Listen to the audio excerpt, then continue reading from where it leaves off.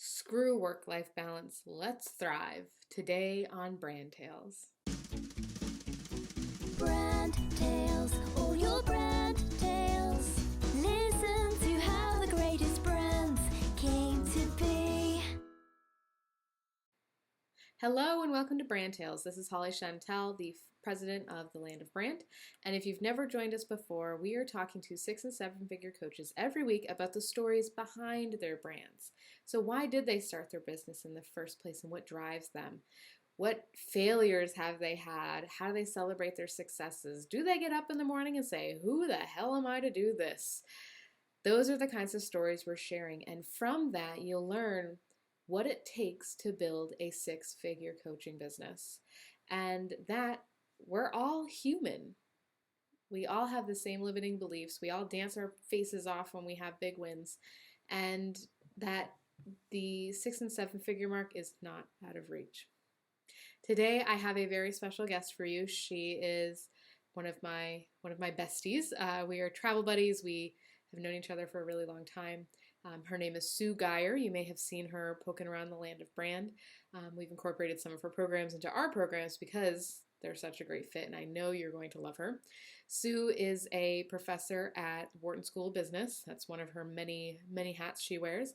She's also the owner of Thrive for Success, and she teaches speaking. She teaches how to thrive in your business. She teaches how to understand the core essences of who you are and then build a business around that. And today she has some really great insights into really how to build a business that is a part of your life. That is probably the main theme of what we're going to talk about today. And why work-life balance just really isn't a thing. So without further ado, let's go ahead and get started and let's talk to Sue.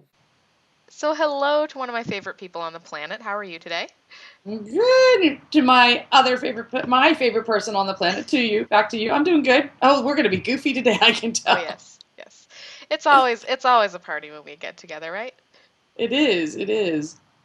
So for those of you that don't know or weren't watching the introduction, Sue and I are very, very old pals. We've been together for 6 years, and we travel to a lot of conferences. We mastermind, so we're pretty comfortable with each other. So it should be a really fun interview to watch. And I also know like really good questions to ask her to draw out some really good tips for you guys. So let's start off just by talking about. It's Brand Tales. Let's start off by talking about your brand. So tell me, what is the story behind your company name? So Thrive for Success, which is my third company name, believe it or not. First, I started with ClearPath Coaching because I believe everybody can get where they're going if they just get out of their own way, ClearPath. And then I was around Success Circle Coaching because I had created communities of success, but nobody knew what we were saying when we would say Success Circle Coaching. It's a tongue twister. And one of the reason I went to Thrive was because I think business owners make business way too hard. They're all in this striving mode. And thriving is moving forward despite of or because of obstacles. People think thrive as a buzzword. And to me, it is a deeply entrenched in everything I do word because it really means the process of moving forward. And where do you want to move forward towards? And where do you want to achieve is different ways of success. So instead of striving for success, that's where Thrive for Success came from. Love it. Love it. And actually, this is a question I was going to ask later, but it kind of fits really well here. So what would you say is your superpower when it comes to business? My superpower is no matter what, and no matter what the problem is, I hear so many people say, I am stuck. I'm stuck. I move people forward, no matter what. Even if some people it's a quantum leap, like those moments. But others, it's just that little opening to see themselves different as a business owner. I am huge around shifting beliefs, can do that really fast. And so whether it's becoming more confident as a business owner, whether it's just that problem that has kept you up at night, for we had somebody tell me that within 30 minutes something that had kept up for a year. It just killed me. A year was solved in 30 minutes. So I move people forward, always, no matter what. Yes. I'll stay with you on the phone until I make it happen. She will force you to move forward if she has to. But no, I mean, that is really your superpower. I mean, Sue's the person I call when I'm like totally stuck or just have this thing that's been like eating at me and I just am not quite sure. Sometimes you don't even know what it is. You just know that Exactly. something is wrong. Not sure what Yeah. it is. Sue, help me.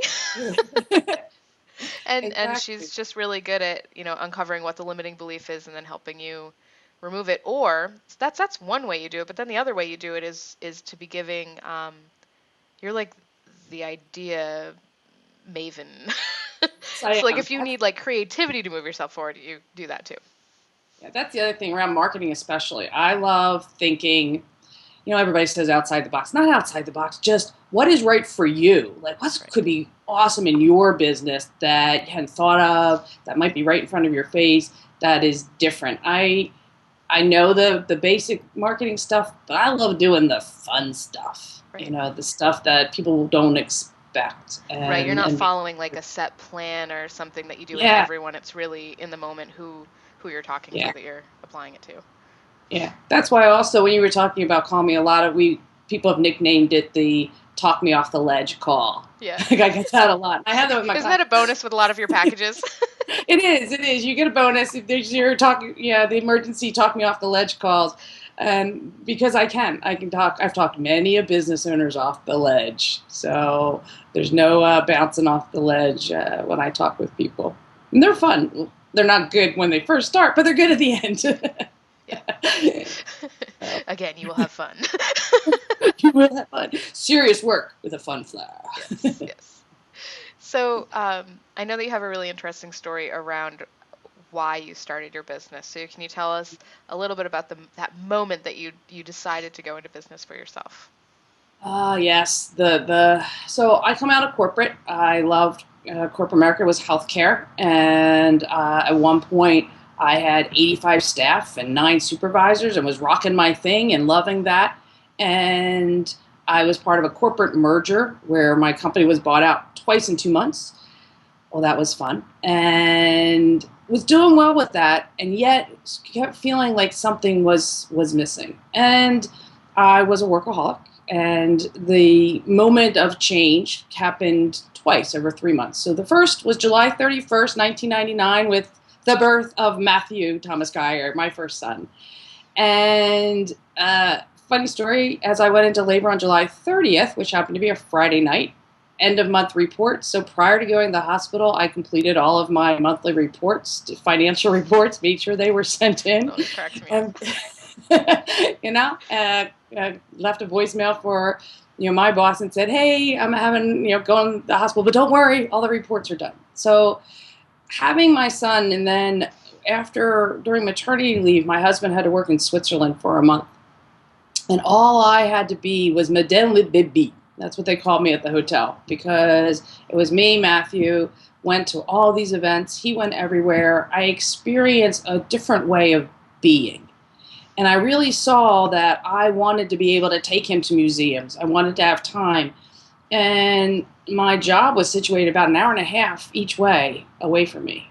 And so when I came back from maternity leave, 2 things happened. One, on November 1st, I sat in a business meeting going, oh, this isn't connecting with some part of me anymore. Like, I don't really feel like this, I care. And then that night, I actually took my first coaching class, and I am a real coach, trained and all of that. And as I sat there, I was like, wow, I've been doing this for 15 years. This is just who I am. And so decided that that's really what I wanted to do, was tap into my skills and gifts while also being able to raise my kids. And I now have 3. I've traveled all over the world. I just came back from taking my daughter on a trip to California to accept a book award. So I've been able to incorporate my kids into my business and understand and teach them about business while they've seen me grow it over the last now 16 years. Right. And I just want to point out something that is intriguing to me because, you always hear about the rat race, the everyone not liking corporate, having their side hustle, da da da da. Yeah. But you enjoyed your job. I loved my job. And I I think love, it's important yeah, to point that out. Like you yeah, enjoyed corporate, but yeah. then things shifted and you decided to change, like make your own change. It's not like you were trying to get away from something. It was No, this was your no, I, purpose. This is where you're moving. yeah, I even consulted to them for about 6 months just because it was that hard to break away. Mm. But I felt that I was, yeah, being disconnected from what I was meant to do. Yeah, absolutely. So being able to let go, because I mean, I had, how much I loved my job when I Yes. left. Yeah. I loved my job. I had a hard time leaving. Um, so sometimes you do have to let go of the things that you do enjoy to be able to step into something that is even bigger. Like even your calling, it's even bigger than what you thought was possible before. So I want to hear about Megan and California. So tell us why. Well, you were just talking about how you've taught your kids entrepreneurial Yeah. skills and that kind of thing. So tell us a little bit about that and how that's gone with your daughter. So Megan she just turned 10. So she has really grown up with me. Both my husband and I travel, but mom, having her own business, mom sales. And, she must have picked up because at 4, she started selling things on her own.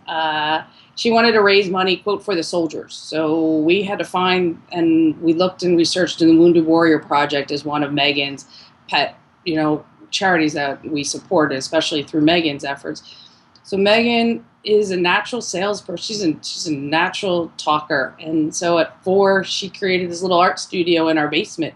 So she took all my paper plates and made 4-year-old drawings. And if you came to my house, you were coming to the art store.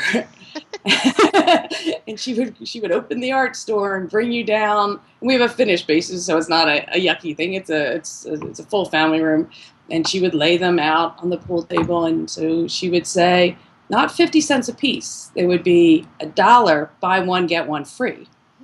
So she somewhere learned that at 4. And if you bought, of course, you would get your 2. And immediately she turned her head and go, "Would you like gift wrapping with that? $1 a piece."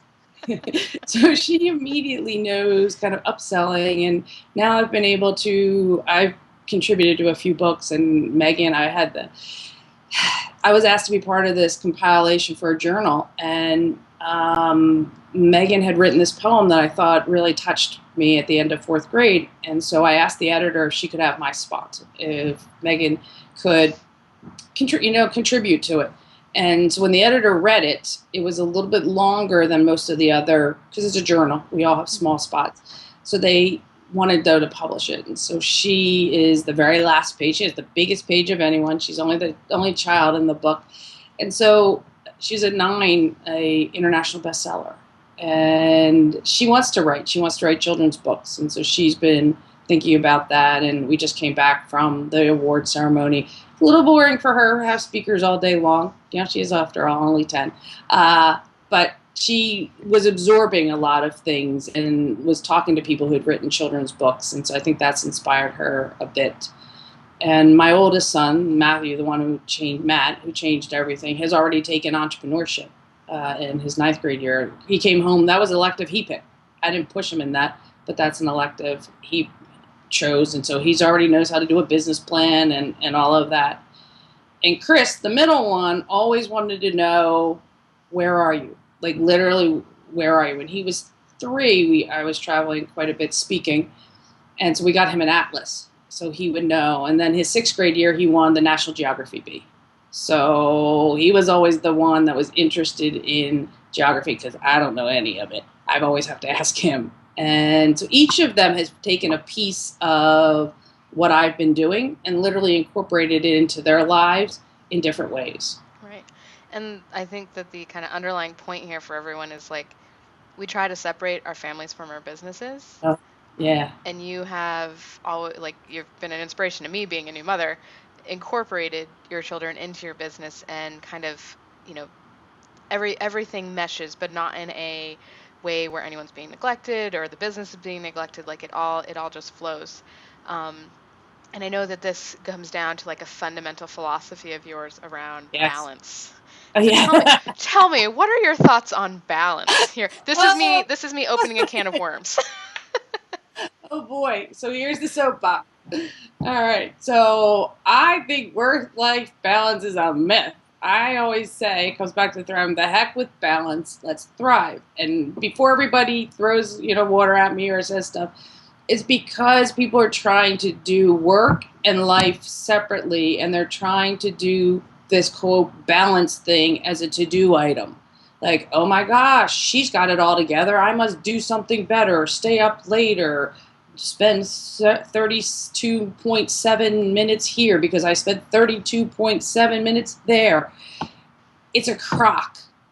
And where I have come and where I've done with my kids is sometimes I feel like I have where neglected them, but I put it in the perspective of not neglecting them for a long period of time, but maybe a day. I have a project. Right. But put it in the perspective of that work, business and life aren't separate.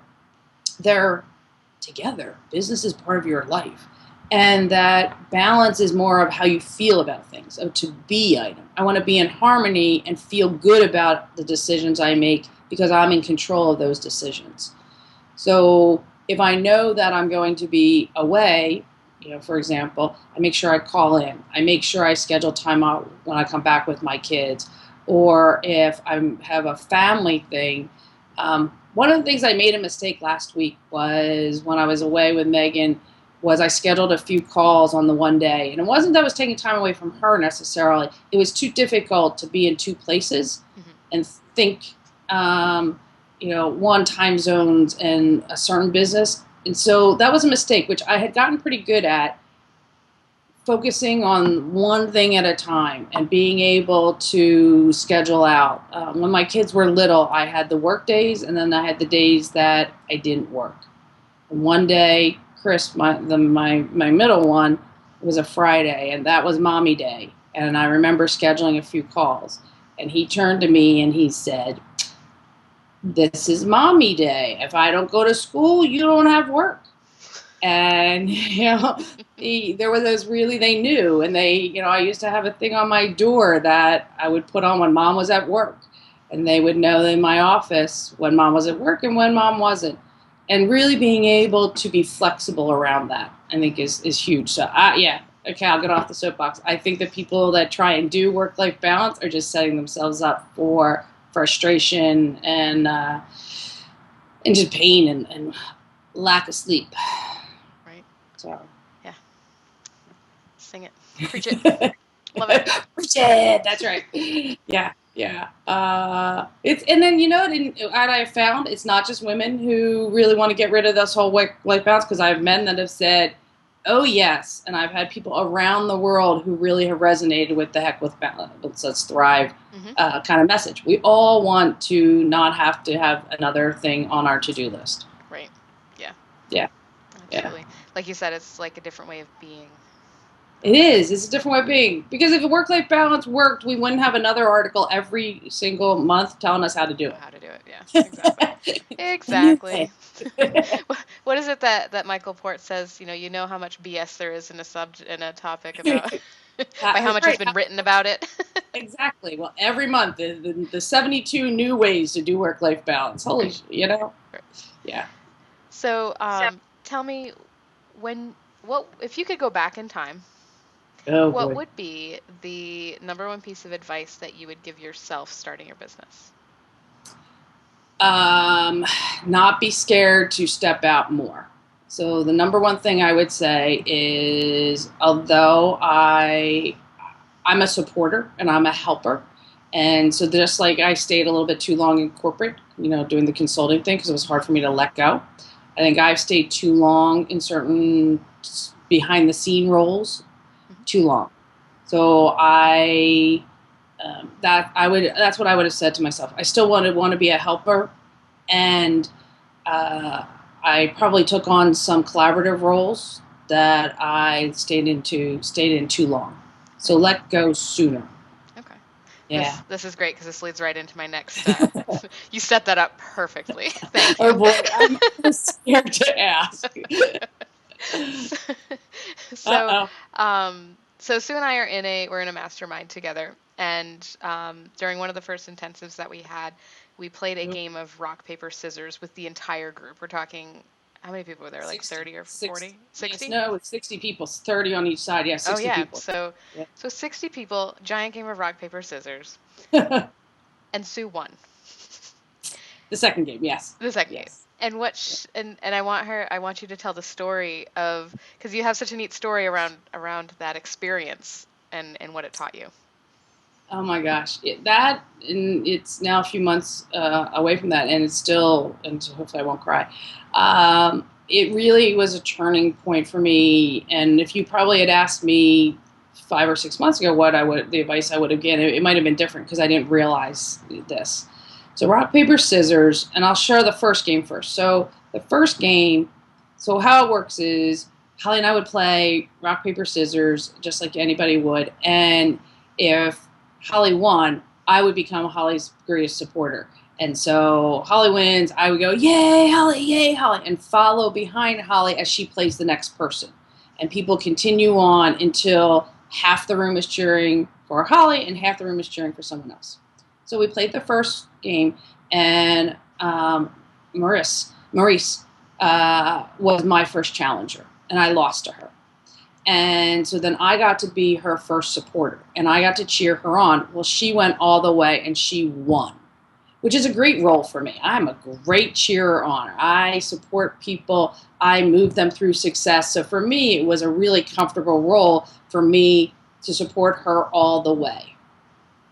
So interestingly, we start game 2, and I don't play against Marissa, do someone else. And in my head, my first thought was, I want to lose because I'm a great supporter. And I won. So here I am having to go up against someone else, because it's easy then. When you're in the supporter role, you don't have to think, you don't have the pressure, you're just supporting. And I won the next one. And then the third person I came up against was my friend here, Holly, was number 3. And I really didn't want to beat you. Because I wanted to support my friend Holly. And then I beat you. And then there was a shift, because now I had 3 people behind me, especially you, who I couldn't let down. So then, because I am kind of competitive as well, I really do. I have that strong competitive edge, which is, so that point, I was winning this. And so I beat a few other people, then went up against our leader and thought, oh dear, I just met this person and I'm beating him. Then went up against the last person. So it's half the room yelling your name out, yelling for you, supporting you, against half of a room. And the other guy said to me, oh, you're so mine. And I said, no, I'm not. And I won it all. And so what happens then is that all 60 people are yelling and cheering your name. And it's like having this whole tribe of people supporting you.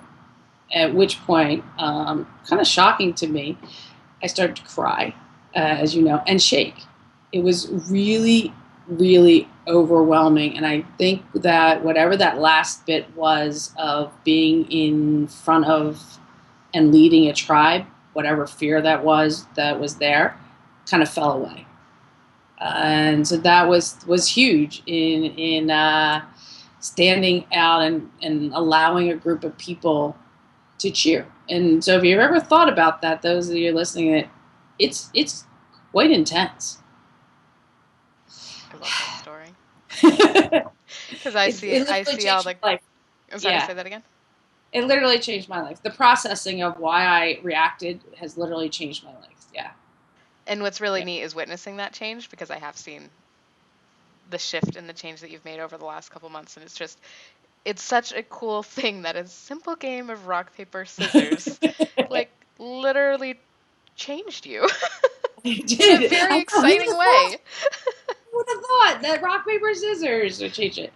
The cool thing is I'm actually taking that to a high school.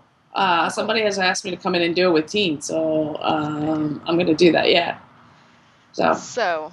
I can see now. You did lose obviously. To me.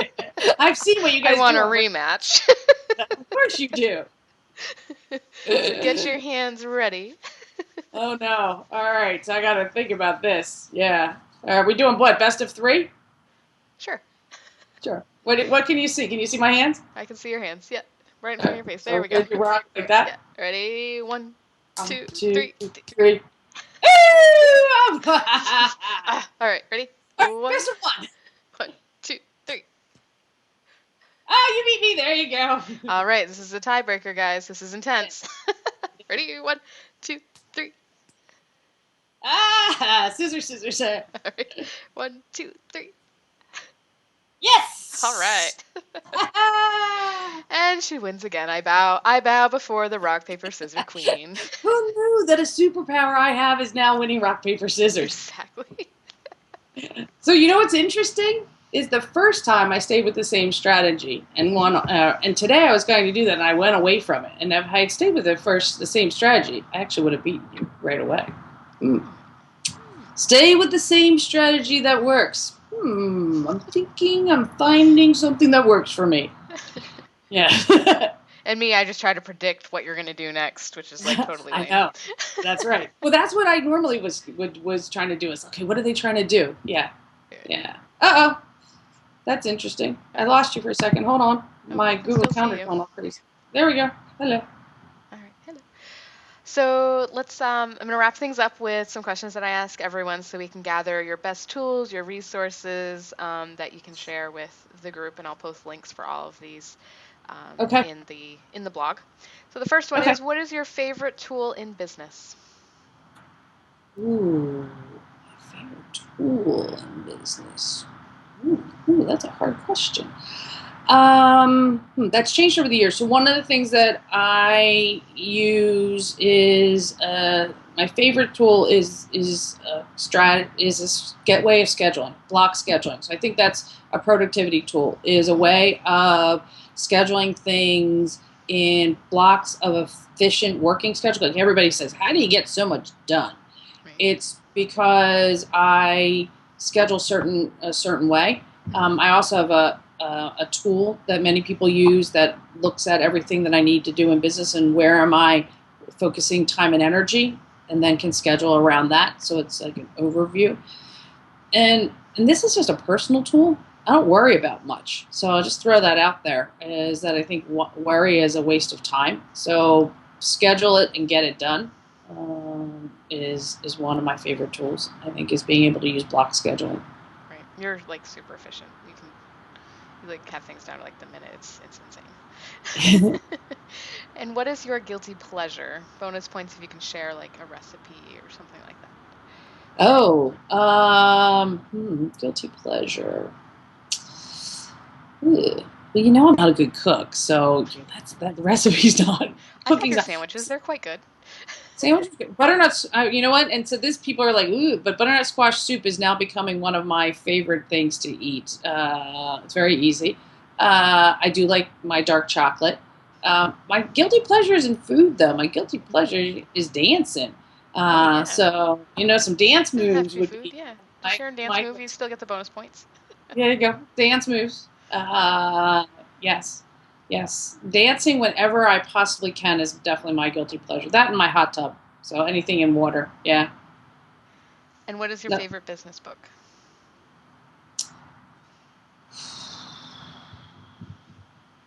Strength Finders 2.0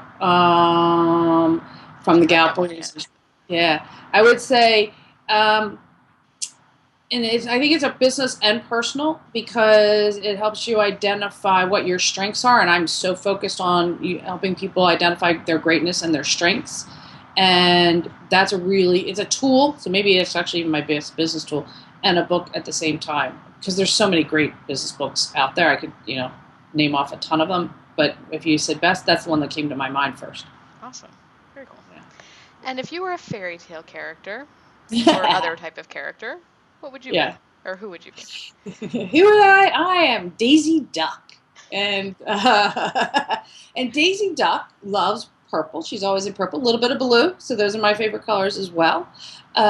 Daisy Duck also, in the beginning, was seen behind the scenes, kind of my role. However, she came in and of her own. She She actually became a TV reporter, and interestingly, my background is in speech pathology, and I also teach persuasive speaking and communication, so there's some alignment there. One of her roles, she was supposed to be behind the scenes, but kept wanting to jump on stage. Like me, I love being on stage. She's flirtatious. She's loyal. She sometimes gets a little temperamental, which is where we differ. Of course.